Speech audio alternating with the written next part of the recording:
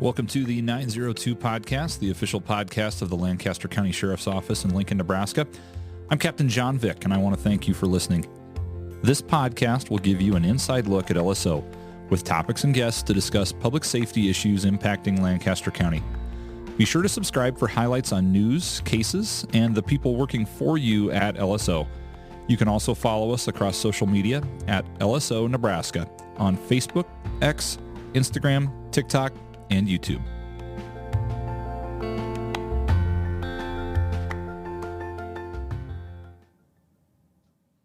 Welcome to the 902 podcast. We're happy to be back in studio today. Had a little hiatus down at the FBI National Academy Conference, Sheriff. Yep.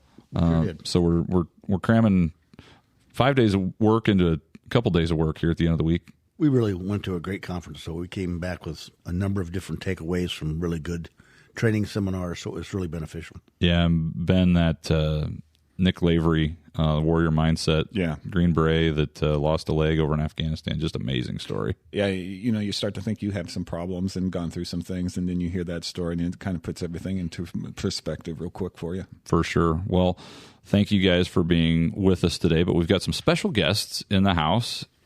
Well, it's more than just one, Derek, but we've got Sara Draper with MADD and Sergeant Derek Hrolick from the Sheriff's Office, who's spent quite a bit of time with MADD here in your role at the Sheriff's Office, Derek. So thank you guys both for being here. Oh, we got to let everybody know, so if they don't, what is MADD?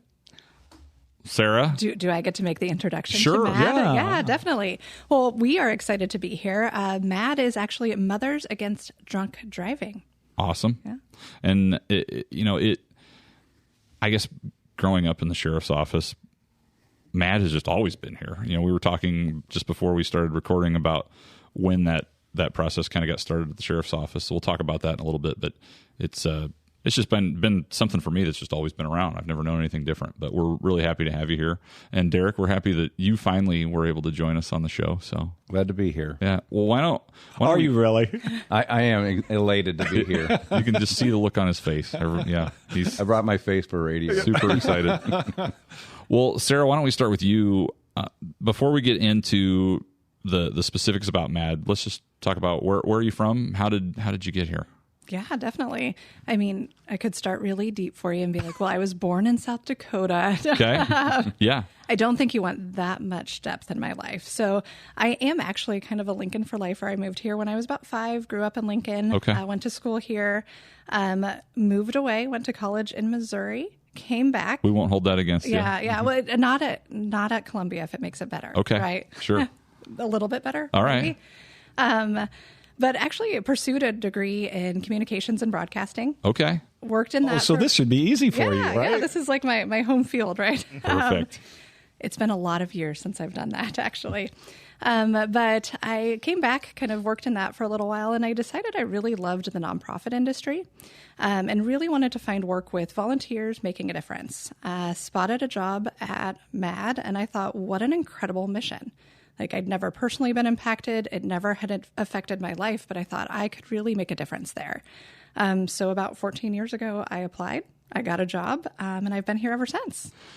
Was there you mentioned being drawn to nonprofits. Was there anything specifically about Mothers Against Drunk Driving that caught your interest or kind of drove a passion for you? Yes. The biggest thing that I always think of and what drew me right away is that this is a preventable crime, right? 100% preventable. So when I looked at the victims and I looked at the impact we could make, I just continued to think, like, why not work here? Because it's not two people against each other. It's not trying to take sides or anything like that. It's literally just being able to help stop a 100% preventable crime and support the people who've been impacted. Awesome. Were you in your role now when you started, or have you had some different roles over the years? No. So I actually have had quite a few different roles during my time at MADD. I actually started in a volunteer capacity. All right. So I was managing all the volunteers, managing all of our communications. That is the one thing that stayed consistent throughout my time at MADD. Then I moved into some programmatic roles, really specifically working more with our underage drinking prevention programming, working still with our volunteer programming, just in a different capacity. And then about a year and a half, 2 years ago, I became the executive director. Awesome. super glad that you're here, and we'll talk about all things MADD in just a few minutes. But Derek, this is your shot. I'm putting you on the spot. But I don't know how deep in the woods you want to go. Well, first time on the show. You've been here longer than I've been here. So, where are you from, and where did you go to school? How'd you end up in law enforcement? Born and raised in Humboldt, Nebraska, southeast corner of Nebraska. Went to school at the University of Nebraska at Lincoln. Mm-hmm. Was going to be a business administration major, and in fact, that's what my degree is in. Okay, but to make ends meet in college, I started writing parking tickets for the university. At least back then, we share that history. Oh my God, you were one of the hated kids. I was. So my brothers were doing it, and I said, you know what?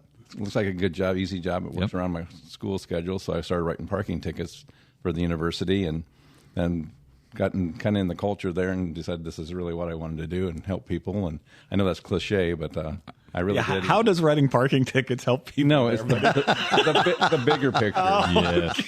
It's trying to gain that voluntary compliance to the law. Is that what it is? That's what it is. So.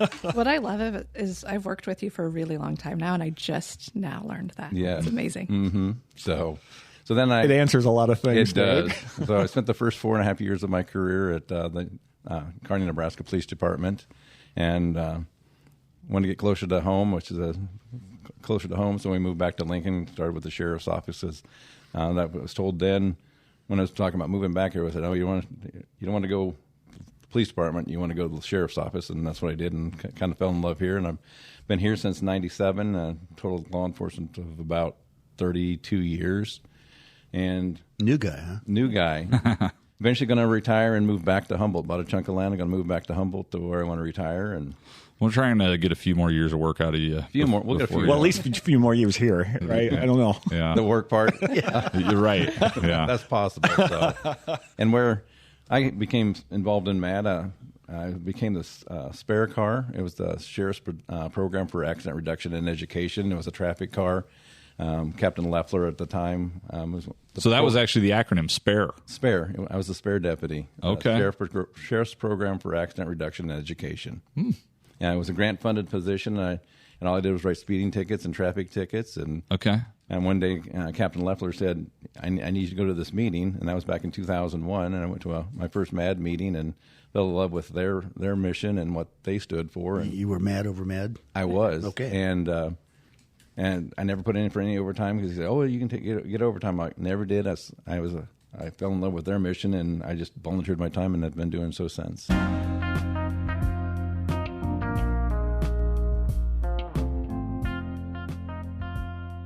Hey, I'm Captain John Vik with the Lancaster County Sheriff's Office. When it comes to your career, don't settle for good enough. Don't settle for ordinary. We won't either. Be different, be better, be exceptional. Start your future today at joinlso.com.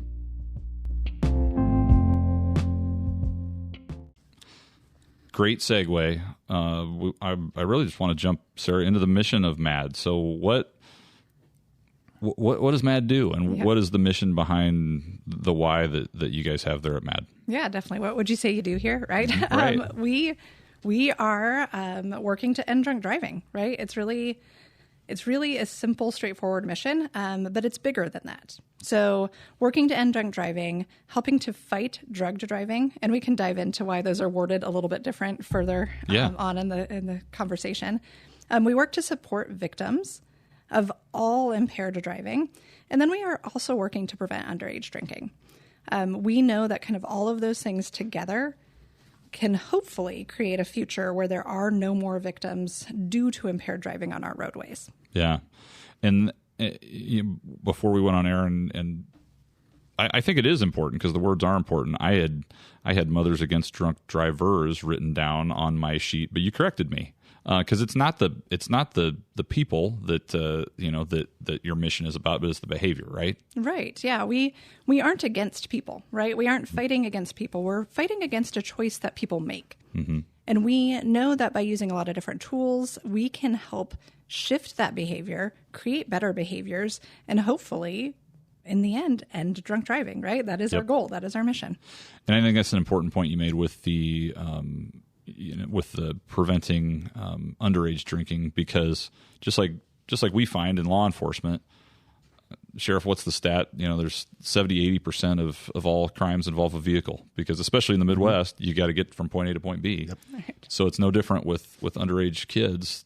Driving a lot of times is going to go hand in hand with that, because you're at a party or you're at a friend's house or somewhere else, and it doesn't take long for those things to lead to another, or vice versa. Yeah, especially when we look at rural areas across our state, we see kids go and drink in other places, right? Yep. They're not necessarily doing it at home. They're going to a cornfield, right? Isn't that you guys still Sure. best parties in cornfields? Yep. Yes. Yeah. Time to time. Unfortunately. Yeah. But what happens when we do that? People get in cars and drive. Mm-hmm. And so now we have impaired underage drivers behind the wheel. Yep. Interesting- Impairment and experience. Interestingly enough, I remember one of my first DWI enforcement courses that I took, and they said their estimation was that on any given Friday or Saturday night after 10 p.m., half the drivers on the road are legally drunk. Yeah. So if you're out on a Friday or Saturday night and you're driving after 10 p.m., you need to figure every other vehicle that approaches you Yeah. has an impaired driver. Yeah. And that's a pretty scary statistic. But Sure is. it's something that's stayed in my mind, and I'm much more vigilant during those times than Well, and for those of us that have spent any amount of time on night shift, Derek, you probably hold the record in here, at least at this table, but we know that very well. Yes. Just, from the odds and the percentage of people that calls that we're responding to, but just, when we've got deputies out on the road, yes, deputies are out there to protect people, but, we want to keep our deputies safe too. And so they're protecting themselves as well as the public when they're out there enforcing this DUI laws. That's correct. It is. Like I said, it's very important that we're out there. Also, you get into those night hours, you also got to realize it's not only the impaired drivers, it's also distracted drivers and the drivers that are half asleep and they've been out all night, and they're just as bad as an impaired driver.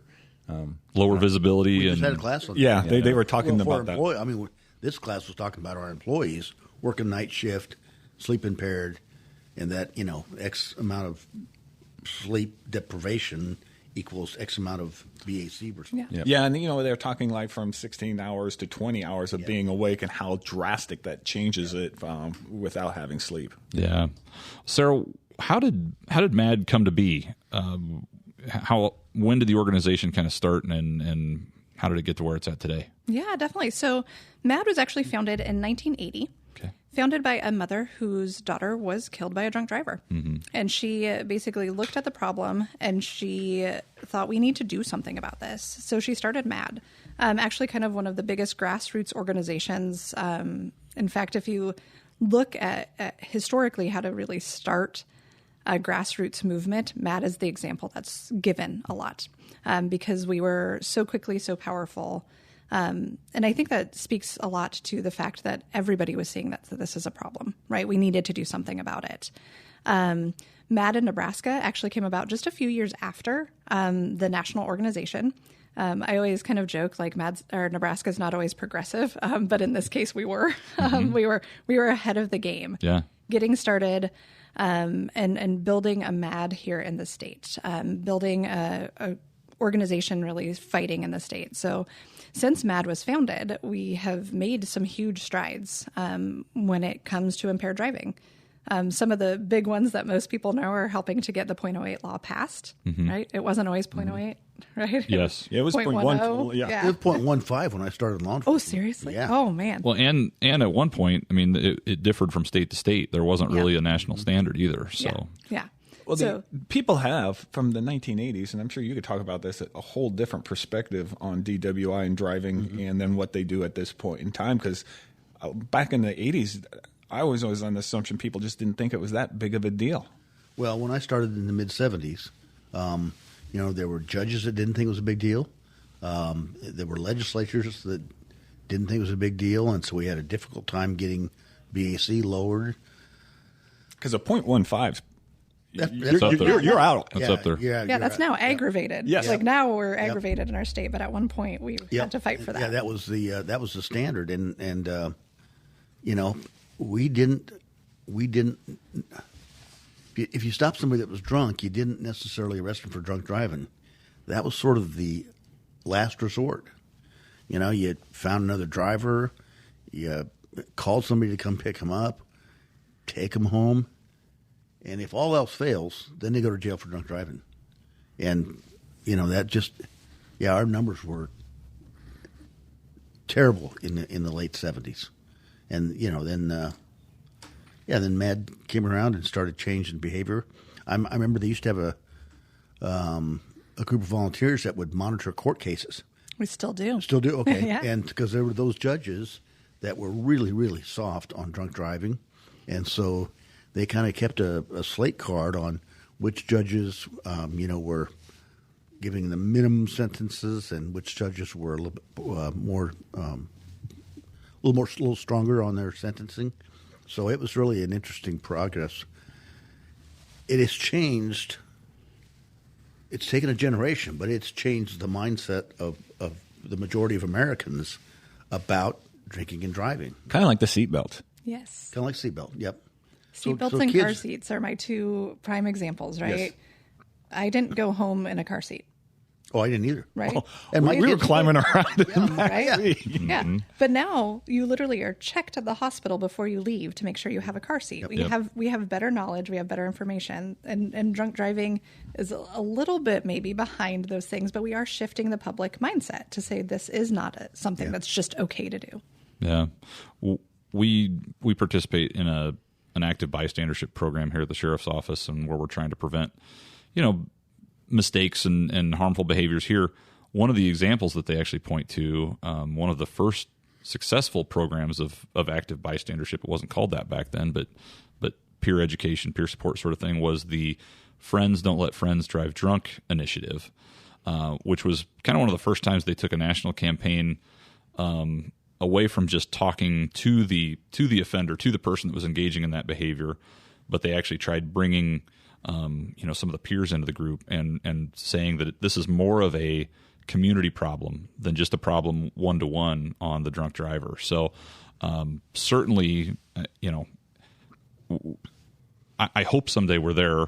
It's kind of a mission that is always going to be there, unfortunately, I think. Would you agree, Sarah? I feel like it's a moving target mission. Yeah. Right.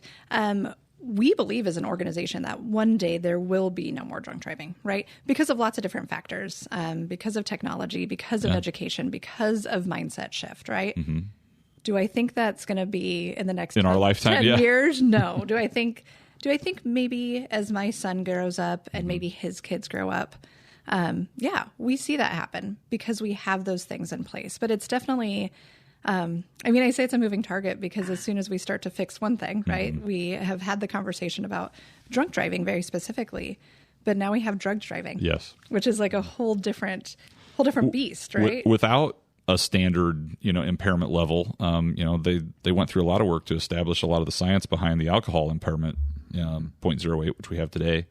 But yeah, we're kind of in the woods a little bit when it comes to drug driving. Yeah, because I was one of the first, I think the second class of drug recognition expert in the state of Nebraska going through that. And to do that, one, it's a ton of training. Oh, yeah. Two, you got to keep on top of it or you lose your ability to do it because, it's in detail. It's a perishable skill. Yes. Yeah. And trying to teach the judges and then attorneys and all that has just been hard. And like you said, just because they have marijuana in the system doesn't mean they're impaired at that time. And that's the one thing that you're trying to prove. And it is hard. I went to Colorado a year after they legalized recreational marijuana, and that was the one they were trying to say, here are the things you need to look for if your state's going to pass medicinal or recreational marijuana. And the drug driving was one of the huge things. They don't have a standard. Their standard of 5 nanograms was obtained on the legislative floor as a compromise between 2 senators. One wanted 10 or 12 and one wanted 2, and they compromised on 5. There's no science at all behind the standard they're using in Colorado. And so, we've got a long way to go with quantifying THC. And that's not the only drug we're worried about. Right. I know. Right. There's so many. And it's, again, it's such a broad spectrum of drugs we're looking at, including prescription drugs, Yes. Yep. right? That are something Yep. so many people take and don't think twice about taking, and then get behind the wheel, not realizing that at all that it's unsafe. Well, they do that, and then they add alcohol on top Yeah. of it, and then they're doing the poly drug use, and Yeah. then you're Yeah. really, it doesn't just equal. I mean, you Yeah. start doing that, it skyrockets Exponentially, yeah. Yes, on Yeah. how impaired you are, and people don't realize that. Yeah, there's so much education that needs to happen specifically around drug use and driving right now, right? Because I look at drug driving as where MADD started in the 1980s with drunk driving, Yeah, right? yeah. When we were at the beginning, and we literally just had this conversation. Nobody really knew. People didn't think it was that unsafe, and that is happening right now with drug driving. All right? over again. Yeah. Yeah. People are like, oh, I just use some cannabis. It's not that big of a deal. I love this. I hear this all the time. It just chills me out, and I'm a better driver. Like, wait a minute. But you've heard people say that about alcohol too. I think so. But the one Yeah. thing too is in our drug recognition class that they taught, people who do those drugs, especially marijuana, you can have one beer and socially drink, and I wouldn't, I'd never tell We're not anybody. suggesting- We're not recommending No, it. but No. you can. But when you smoke a roach or you hit a bong, at that point in time, you're impaired. You go from 0 to 100. Yeah, It's not a gradual. It's not, and like I said, I'm not supporting any of it. But that's another thing people don't understand about the drugs. Yeah. We're not even unwrapping edibles here, which is a whole A different. whole nother subset. And this isn't your 60 weed anymore that people think about. I mean, they're Yeah. almost to a hallucinogen state of marijuana at this point. The THC is so high. Yeah. Well, we're really lucky though that we do have nonprofits like MADD, because law enforcement, it's part of our job in public safety to hopefully educate people, the public, but also educate some of our lawmakers about this stuff. But it certainly is helpful to have other groups in the community that can stand shoulder to shoulder with us, like MADD, and really help with that education piece, with that mindset shift to get us hopefully closer to where we need to be, even if it is a moving target, like you said. So let's talk a little bit about just the problem and some of the numbers with it. These are some numbers that I pulled from your website, Sarah. So feel free to jump in here if there's any of these that are maybe more specific to Nebraska. But the MADD website, said someone's killed or injured in a drunk driving crash every 79 seconds in the United States. And that's pretty staggering, if you think about it. Just in the time that we've been here, we've had several people that have already been killed or injured in a drunk driving crash if you average that out over a day. Yeah. The comparison I love to use is if this was a plane crash, we would be all over it, right? Yeah. Like if this was that many people, or I mean, even going back to what we did when we had a worldwide pandemic and how quickly we acted and all the things we did. Sure. People are dying at a very steady rate because of impaired driving. Yeah, and the next one, 37 people killed in the United States every day, one every 39 minutes. Yeah. It's just we would definitely be doing something, if it was in our face as much as some of those other things are. So why do you think we're not taking it, from your experience, why do you think we're not taking it as a society as important as it is? Yeah, I mean, that's a great question. It's one I've thought about a lot over my time at MADD. I think it's because for such a long time, it was everybody's doing it and it's just okay. And we're going to, as law enforcement even, just take this person home, which we did for a long time. So we minimized it. And so many people now kind of accept that idea of, well, this just happens. It just happens. And so we don't need to fix it. We just feel bad about it or we're sad about it instead of looking at it as something that we can actually prevent.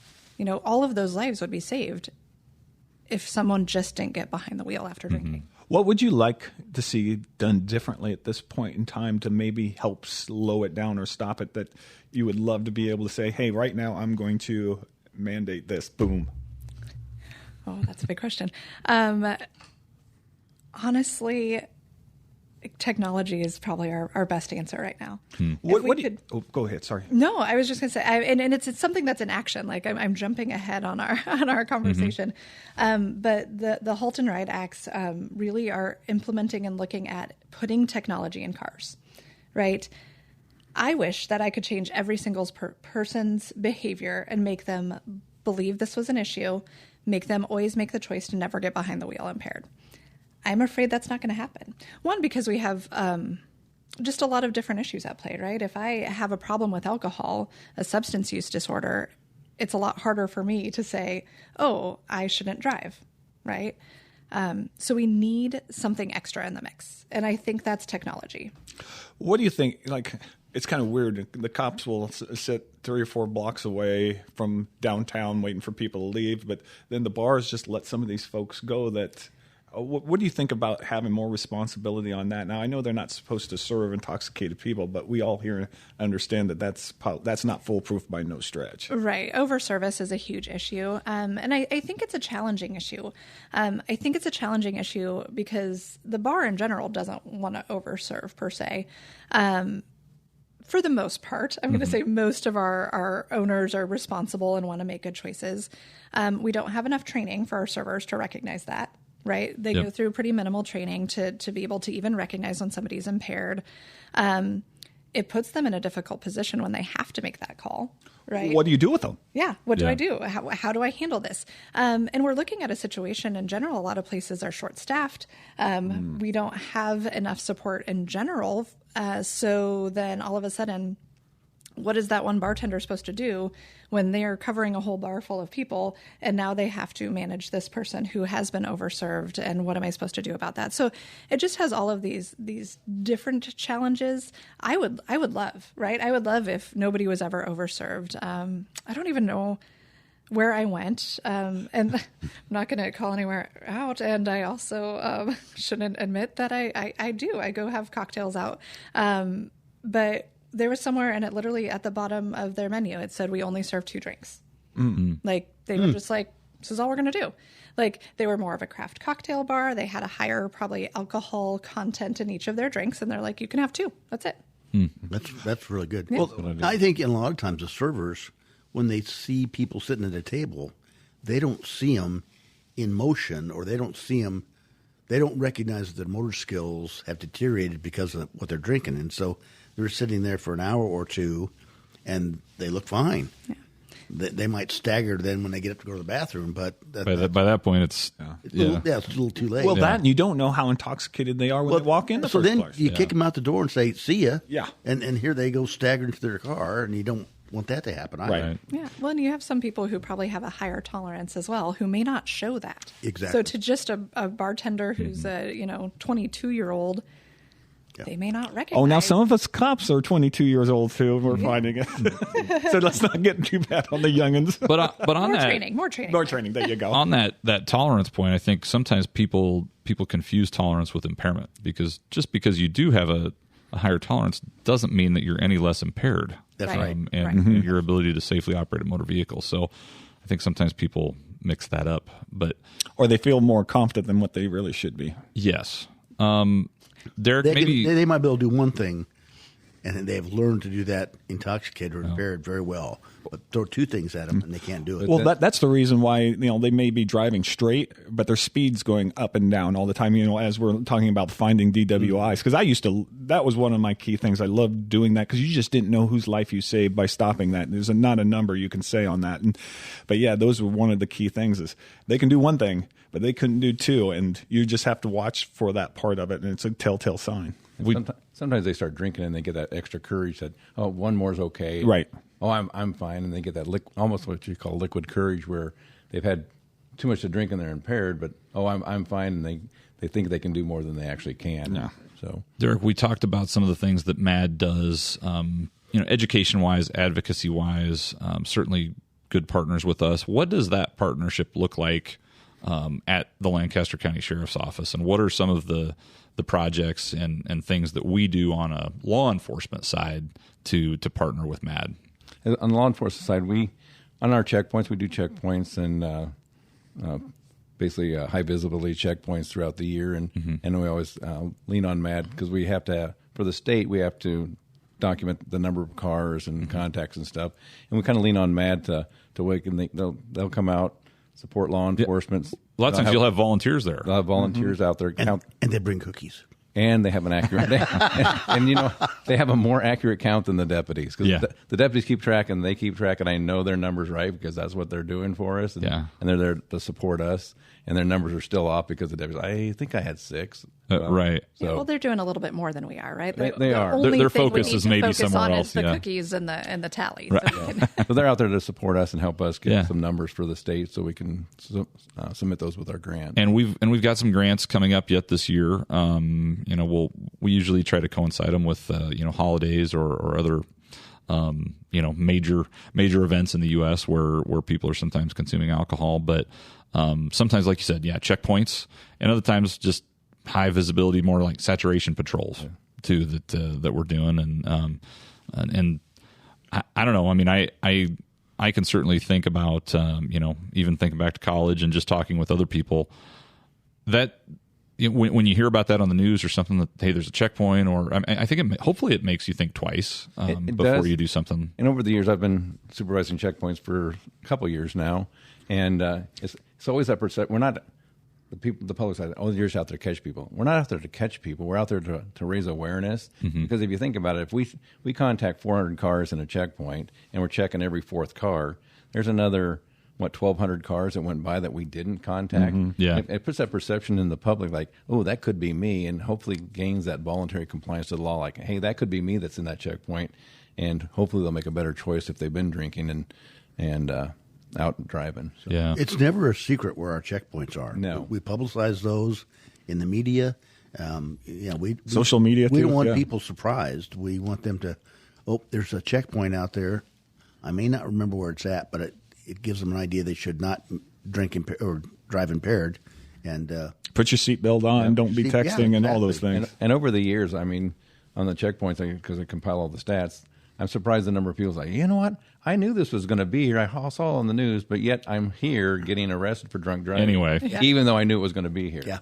So, Sarah, do you think that rideshare stuff, Uber, Lyft, has that had any impact on what you guys do at MADD? I think it makes a huge difference in our urban areas. Yeah. Right. So we look specifically like here in Lincoln. I truly think there's a reduction in impaired driving because people have a choice. Have options. Yeah. Right? Because for so long, I mean, many of us in this room probably have went to a bar in downtown Lincoln at some point, and then it was like people didn't want to wait for a cab because it was 2 hours to wait for a cab, Yep. and I could just get home, and then they're going to give me a parking ticket. wow. Yeah. Had nothing to do with city parking ticket. Mine was in the university. But yeah, you're right. I mean, there were not as many options as there are today. 10, 20 years ago. Yeah. And I feel like it goes again to we're changing the mindset. So our younger generation that's coming up is looking at it of like, okay, well, I have the resource. I have my phone here in my hand. I can call Uber. It costs $15, $20 for an Uber, Depending on where you're depending going, on yeah. where I maybe 30 if I live, far out. But that's a lot cheaper than Yeah. anything else. So we're creating that responsibility. And I didn't mean to leave Lyft out. I'm sorry, Lyft. Yeah. Or any of the other rideshare programs. We just partner with Uber. So it's the one I use. Well, yeah. And, and the designated driver, and establishments that provide free soft drinks to the designated driver. What a great idea! Oh, yeah. And a great incentive for one person in a group. Okay, tonight's my night. I'll drive.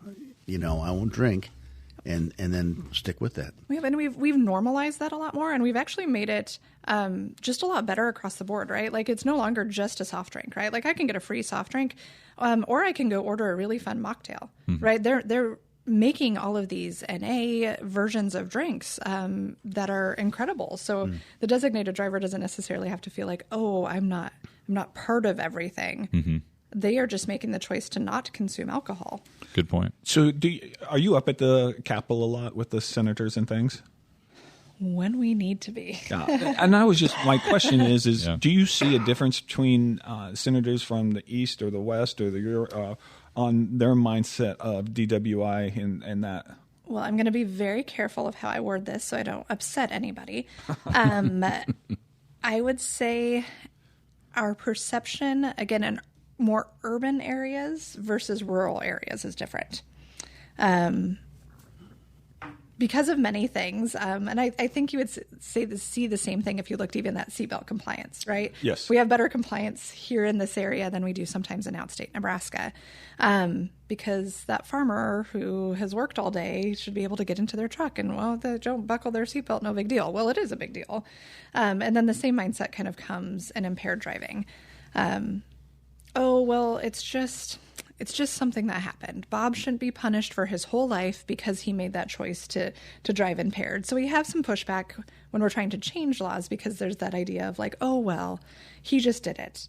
And we see that more kind of from rural areas than we do. Or there's nobody out here for him to hurt or anything yeah. of that nature. He took the gravel road, so it was safe.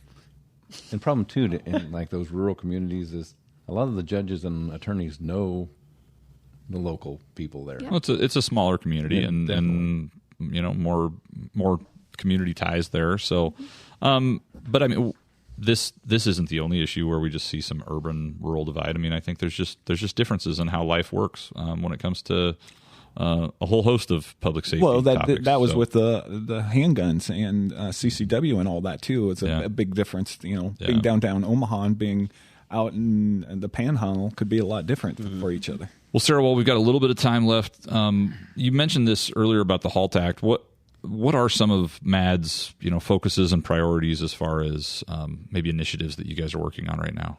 Yeah, definitely. Well, I think when we look nationally, the HALT Act is definitely our passion right now, right? Okay. If we're looking at putting advanced technology in cars, really using some of the technologies that are already existing to help prevent impaired driving. Right. And when we look at that, it's cool because some of the technologies that are being looked at will be impaired driving across the board. Right. And drowsy driving and distracted driving. Right. Yeah. If our car can help be part of the solution, that's amazing. That makes all of us safer. Unfortunately, there's some misinformation and some pushback on that. So help me out. Just explain what the HALT Act is. Yeah. So and it's the honoring the Abbas family legacy. And I don't even have all the letters. I should have written them down. Okay. But basically, the act was put in place to ensure that that impaired driving technology was being built into new cars. Okay. So it passed nationally, and it's currently sitting with NHTSA basically to make the rules and regulations on how they're going to actually implement this and make it happen, and the timeline of how we're doing this. Right. Derek's been around MADD for a long time. We've gone to some conferences for a while. Do you remember when we got to check out the DADS system? Yes. Yeah. Long time ago. Yeah, a long time ago. So the DADS system basically was driver alcohol detection technology. Really cool. It's going to look at your nystagmus. It's going to look at whether you could touch it, and it's going to read whether you have alcohol in your system. Right? These are really cool technologies. They have been working on that for 30 years, and it hasn't really gone many places. So this basically moves things forward.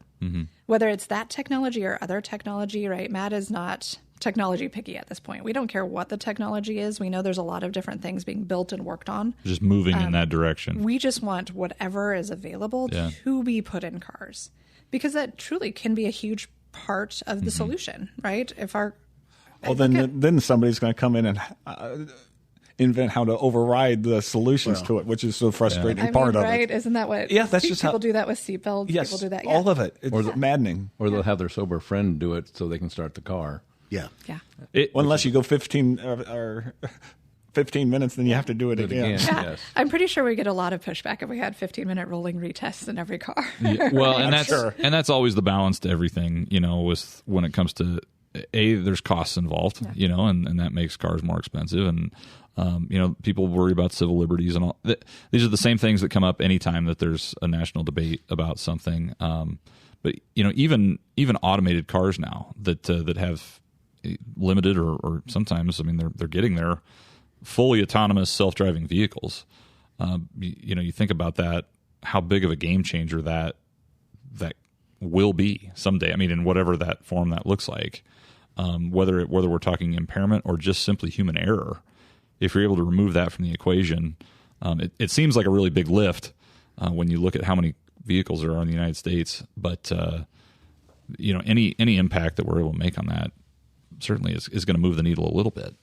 Yeah, it's huge. I mean, it goes to the idea of this is a moving target, right? Like we will end impaired driving, especially if we look at these things, right? We have technology in cars, we have autonomous vehicles. Like all of a sudden we see lives saved. Yeah. But the scary thing is what's your stat here? It went up how much from 2019? 31%. Yeah, drunk driving deaths went up 31%. So our technology probably hasn't gone downhill. Yeah. And that's the concerning thing. It's getting better, but we're still seeing more crashes. Yes. Yeah, well, and I think there was a lot of impact of COVID, right? Yeah, that's probably true too. A lot of people turned to alcohol to cope in that. We Yeah. had some emptier roads, and people, I mean, what was the speeding? Nobody probably knows it off the top of their head. The speeding statistic was just went crazy. staggering. Yeah. A lot of over 100 mile per hour Yeah, tickets. Yeah. people were like, oh, the road's just open. I think we saw the same thing with impaired driving, and we just haven't seen it correct. Thankfully, in Nebraska, we've held pretty steady. Yeah. Right. We're sitting about an average of 65 people killed each year, which is 65 too many, right? Yes. 65 people with families, 65 people who need help and support in the aftermath. But at the same time, thankfully, we're sitting around 65, and we're not seeing that number exponentially jump in our state at this point. You know, one of the things we talked about with some of our colleagues when we were at this conference was that everybody seems to be shorthanded these days, and we're no exception.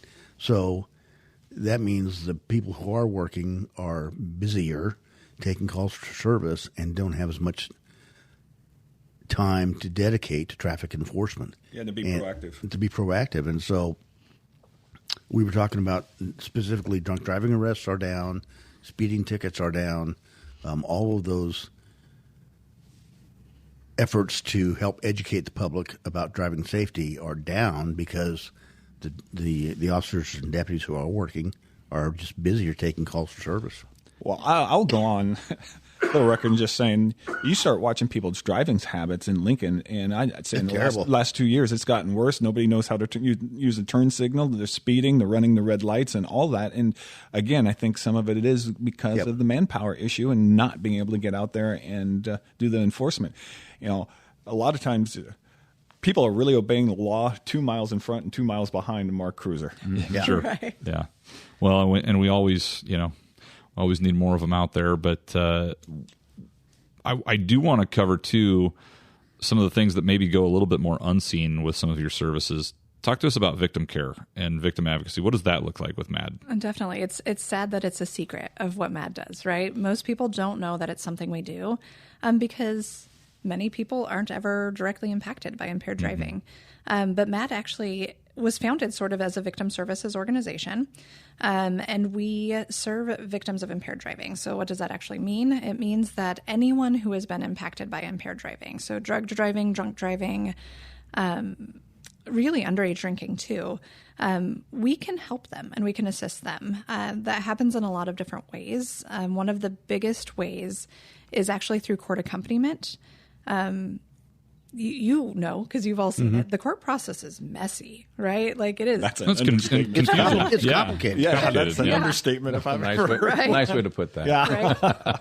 And victims are thrown into this. And out of everybody in the process, they have the least amount of rights. So it's overwhelming to them. And they are also dealing with the grief of losing someone or of being injured, and the grief of the loss of the life that they knew prior to the crash, right? So we are there to work with them, to advocate for them in the process. So if we need to call the county attorney, we call the county attorney. If we need to, call the sheriff who was working the actual crash and say, hey, this family really wants some information. Is there anything we can give them and support them? And that's one of the places we're really thankful for our relationship with you all, with other agencies, because we know that allows us to better support victims. Yeah. Because we know we can work together and we can get information and we can support them. MADD Hero Awards. Those are always something that we enjoy going to support, our deputies and other law enforcement officers. We've got a couple of you, I think, here in the room that have maybe gotten some hardware at some of those over the years. Over the years, yes. So, Derek, what are the MADD Hero Awards, and what does that look like for? Basically, the Hero Awards is MADD. Basically recognizes deputies and officers and troopers and public defenders and attorneys and Everybody in the system. anybody in the Probation, system. yeah. Probation.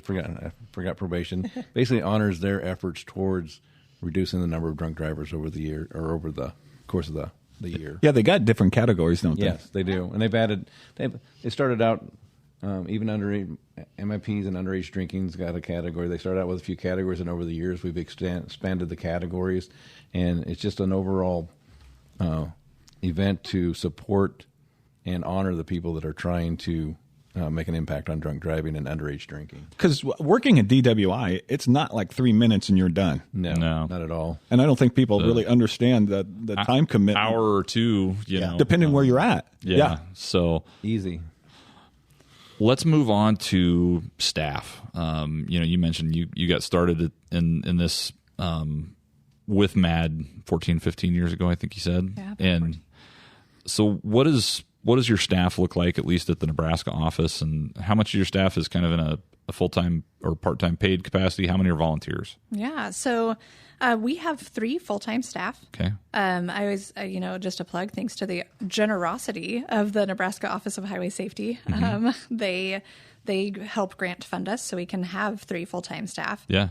So that's myself. Ashley Rowe is our volunteer coordinator, underage drinking prevention coordinator. She kind of handles everything in that realm. And then I have Courtney Zimbelman-Burt. Courtney is our victim advocate. So she is the one who kind of walks with these families immediately after a crash. And she also handles our victim impact panel program, which is a panel we didn't really, or a program we didn't spend a whole lot of time touching on here, but it's an after a DUI program. So she gets to kind of help victims share their stories with those who really need to hear them. So does she reach out to people? How does she find the victims? How do they go about meeting each other and for her to help them? Yeah, so multiple ways. One, we count a lot on referrals from our law enforcement partners, right? So immediately after a crash, having a law enforcement partner just call and make us aware of it is huge, connecting us with that victim. Then we work with other victim advocates. So there's lots of different victim advocates in the state. They'll give us names of victims. And then sometimes it's truly just us being like, hey, I saw a crash in the newspaper and I'm going to send them a card. I'm going to give them a call if I can find contact information to offer our services. Awesome. Yeah. If people do want to get involved with MADD volunteering-wise, we always try to throw a hiring plug out there. And fortunately, it sounds like you've got your staff position filled. But if people do want to get involved, where can they go to learn more about opportunities? Yeah, definitely. I feel like I failed to mention how vital volunteers are to us, right? Yeah. We have a staff of 3. We cover the whole state of Nebraska. That's a lot. We could not do that without incredible volunteers across the state. So we need them. We want them. We love them. You can find more information on our website, madd.org/Nebraska, or you can head to any of our social media pages. So we're on Facebook, we're on Instagram, we're on Twitter, or X now. I'm still not adopting the X. But at MADD Nebraska, we're at all of those. And you can find more information about our volunteer roles. We have many different ones. And then just about other ways of how to support the work that MADD is doing, whether that's writing a legislator, whether that's joining our walk that's coming up and coming out and financially supporting us, or just staying up to date and being the influence in your community. So if somebody is really busy, but they do want to donate money, is that how they go about doing that? The same website, yep. We're nice and efficient like that, just like go. one website. But if they want a really fun way to do it, we do have our Walk Like MADD event coming up in October. LSO is actually one of our biggest teams. Team LSO, donate to them. Okay. So support them.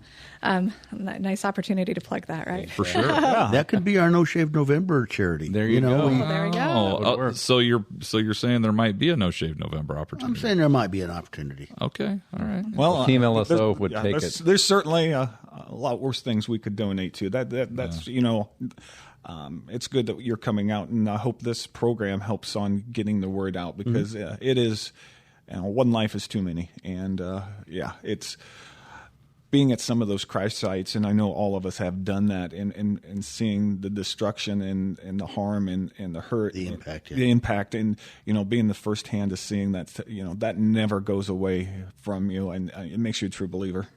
Well, Sarah, I think we've probably answered this question 10 times over the last hour, but just, in closing, how would you summarize for you? How does MADD make Lancaster County safer? I mean, I could talk about each and everything, Yeah. that we do.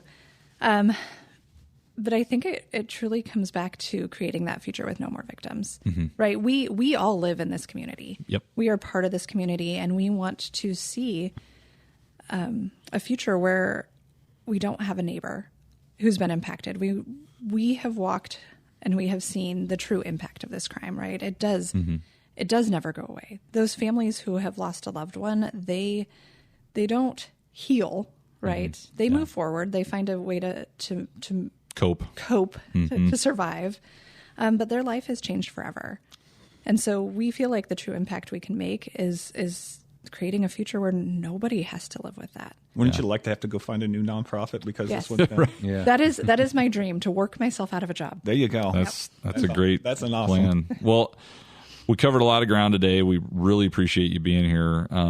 Sheriff, closing thoughts on MADD today? No, it's just a great organization and does great work, and it has helped change the mindset of America in our generation. Yeah. Sarah, anything else before we let you go and get back to work today? No, just thank you so much for having us out. Thank you for being our partners along the way. We couldn't do it without you. Well, again, thank you so much, Sara Draper from MADD, Sergeant Derek Karalik from the Sheriff's Office here in Lincoln. We appreciate I wish you being Derek here. wouldn't have talked so much, Yeah. Well, like I said, I would like to plug one thing. I know we've been talking about MADD and impaired driving and drunk driving, but I also want to plug in seatbelt usage and how important that is. Yep. Because I've always said on my checkpoints and stuff, your seatbelt's your number one defense against a drunk driver. So make sure you buckle up when you're out there on the roads as well. Well, and without a doubt, and people that are listening to this episode as you're driving in your car, probably just a good reminder, double check your seatbelt right now as you're listening to us. And great point, Derek. It is your number one defense against a drunk driver and all of the other hazards out on the road. Unless you're driving a 1964 Chevy, the cars now will tell you if you don't have your seatbelt. So people have to make a conscious effort to defeat that. Yes. So, Yeah, who likes the dinging sound, right? Oh, I know it. All right. Well, thank you guys again so much for the time, and I just appreciate all the work that you're doing. Thank you. Thanks so much. Thanks, sir.